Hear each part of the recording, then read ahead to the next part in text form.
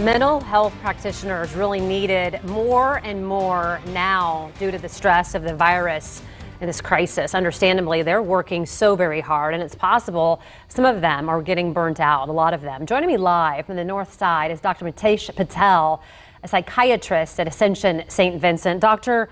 Patel, good morning to you. Thank you so much for joining us, and thank you for all of the hard work that you've been putting in for the last several weeks. Good morning. Thank you for having me. Absolutely. Let's talk about, I know there's so many different avenues to talk about this morning, but I want to start by talking about some of the most common mental health issues that you're seeing right now. What are they? I think the most common mental health issue that I'm seeing related to what's going on is anxiety. I think everywhere we go, supermarkets, gas station, retail stores, we're being reminded of the potential to contract the COVID virus. And I think while that fear is well-founded for some, I think it can cross the fine line and become problematic for others. Additionally, I think there's a lot of stress related to unemployment, and also people spending too much time together. People may not be used to spending their entire day with their family, and that certainly can become stressful as well.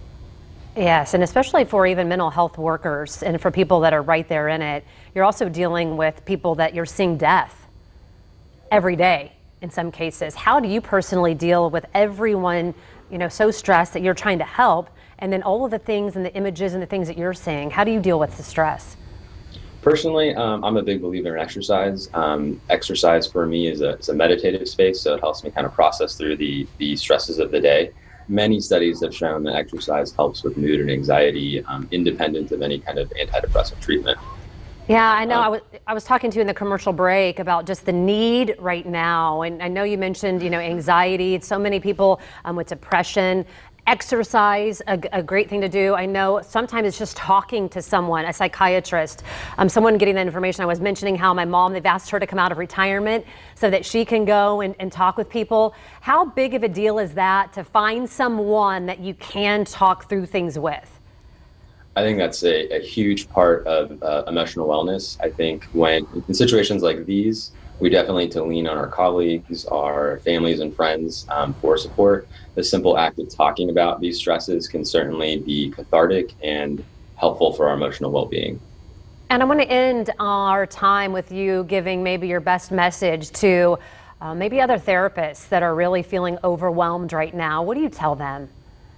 I think we have to stress the idea of personal wellness, making time for yourself when life gets tough, and certainly seeking therapy when the normal tools that you're using are not working.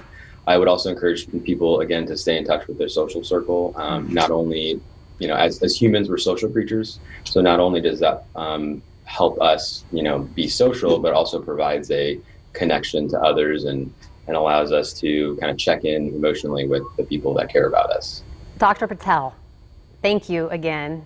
We hope you have a great weekend, and we appreciate your time this morning. You're welcome. It is.